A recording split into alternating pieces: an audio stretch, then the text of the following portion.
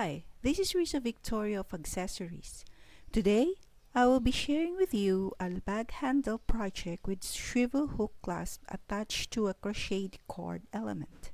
This is 36 inches long for a sling bag, but you may opt to make it 20 inches long for a shoulder bag. For the materials needed, a yarn or any thread you like. I used tiny cord for this and 2 pieces of swivel hook clasps with 1.5 cm ring and 3.5 cm in length. Tools are tape measure, marker optional, scissors or rippers, tapestry needle, and pliers, and of course, your crochet hook. So, let's start. To start, grab your yarn, leave enough thread for your tail, and your crochet hook. I will be using 5/0 hook. Slip knot. Start with a foundation chain 9 times.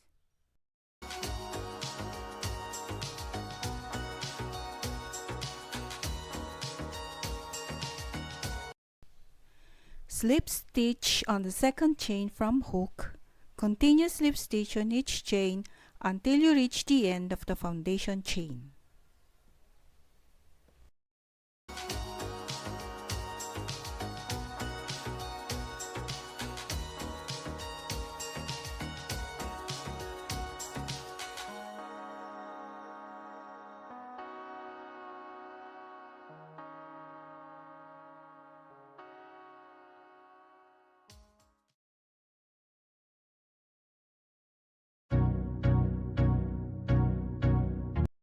Five, 6, 7, 8, 9. Slip stitch on the same chain as the last to increase the row. In this manner, we will be able to achieve an oval shape of the element we are working on. Row 2. Slip stitch 9 times. This time I will see you at the end of the row. We're almost done with row 2, just 2 or more slip stitches. Slip stitch on the same loop as the previous slip stitch. Begin row 3. This time, slip stitch 10 times. I will see you at the end of the row.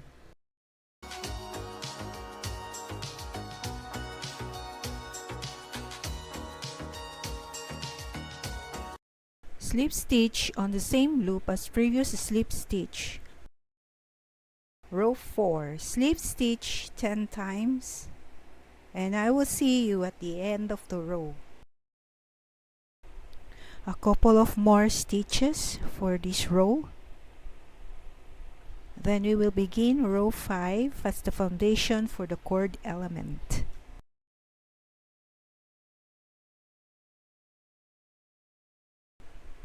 Row 5, single crochet 2 times. Now, looking back with what we did so far, we have made a beautiful pattern of slip stitches with identical sides and an oval shape, small enough to accommodate the swivel hook clasp ring. We will then attach it this way and sew the sides using the extra thread we left earlier. Continue chain 2, half double crochet on the second chain from hook.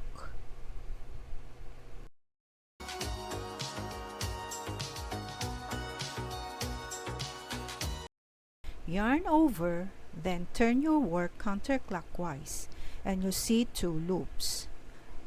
Yarn over and insert the hook on 2 loops and finish the stitch with half double crochet. Repeat row 6.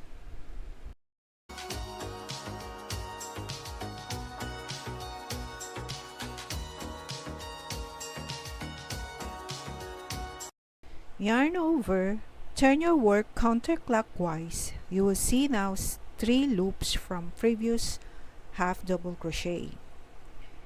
Insert your hook on 3 loops and yarn over and finish the stitch with half double crochet. Repeat rows 8 and 9 until desired length is achieved. I will be back when I reach approximately 34 inches long.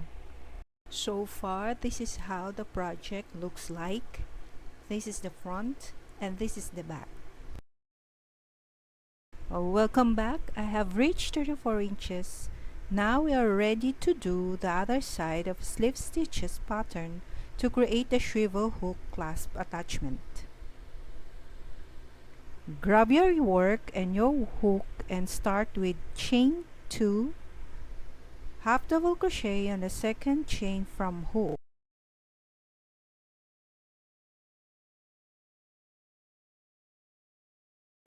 Turn your work counterclockwise. Instead of half double crochet, we will slip stitch on the 3 loops, then chain 1.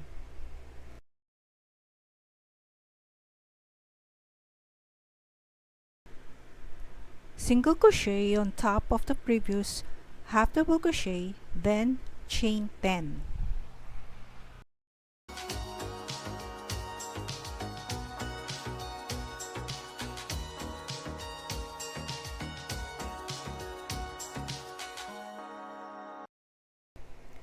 Then align it with the finished attachment. Make sure that the right side facing outward.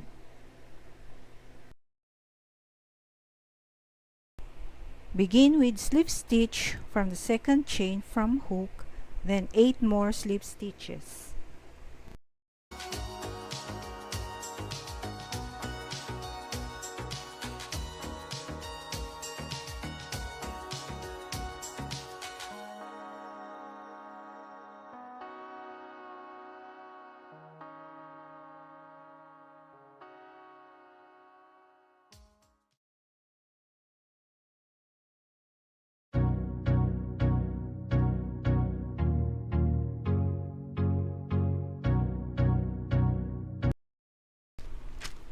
Slip stitch on the previous single crochet, slip stitch on the 2 loops, and slip stitch on 1 loop.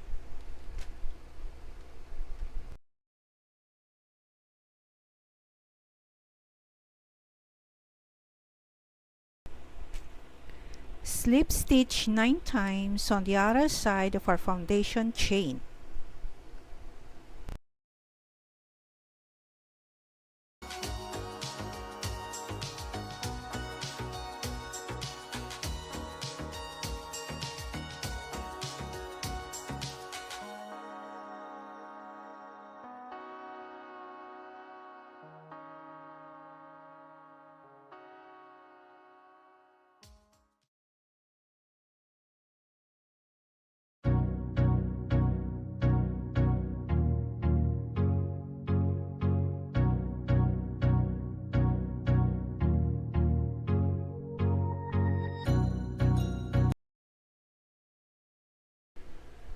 Slip stitch on the same chain, then slip stitch 9 more times.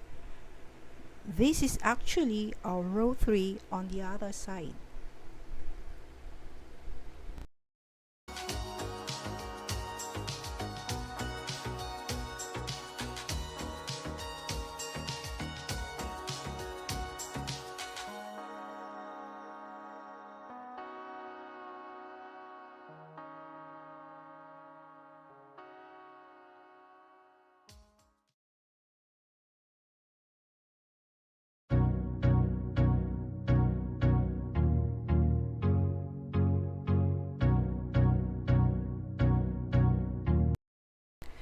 Slip stitch on top of half double crochet,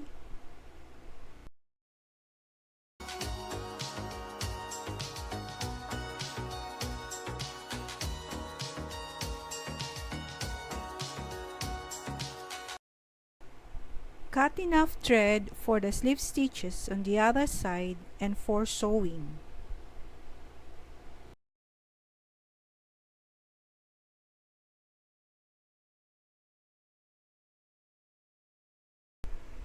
Using your tapestry needle, we will move the thread to the other side. If you do the previous technique we have done, it will produce a different look and texture.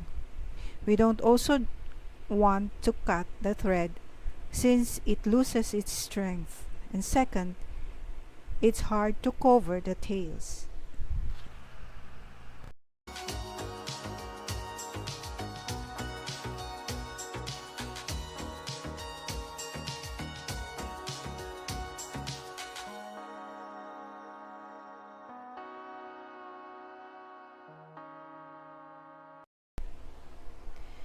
Then do the last row of slip stitches, and upon reaching the end, lock it by inserting the thread on the last loop.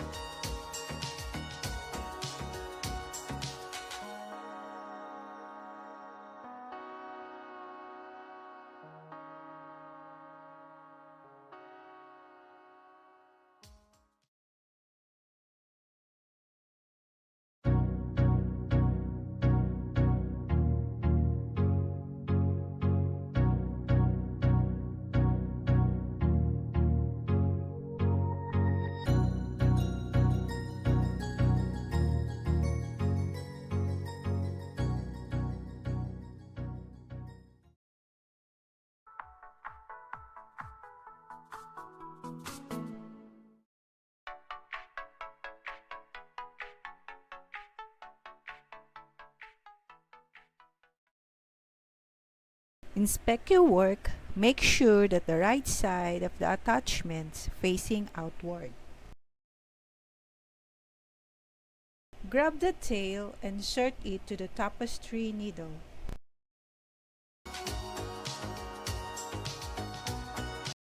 Attach the swivel hook clasp as so.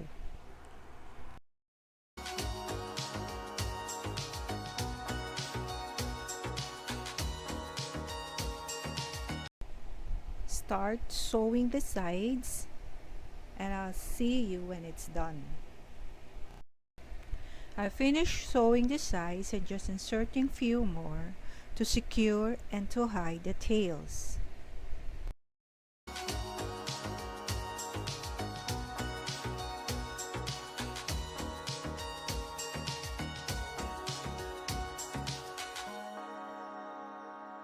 Cut the thread and don't forget to burn the ends.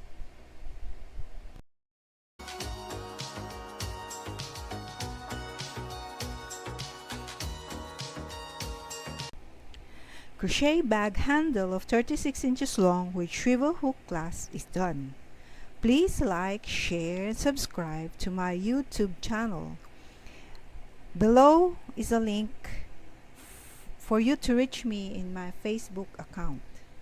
Thank you for watching.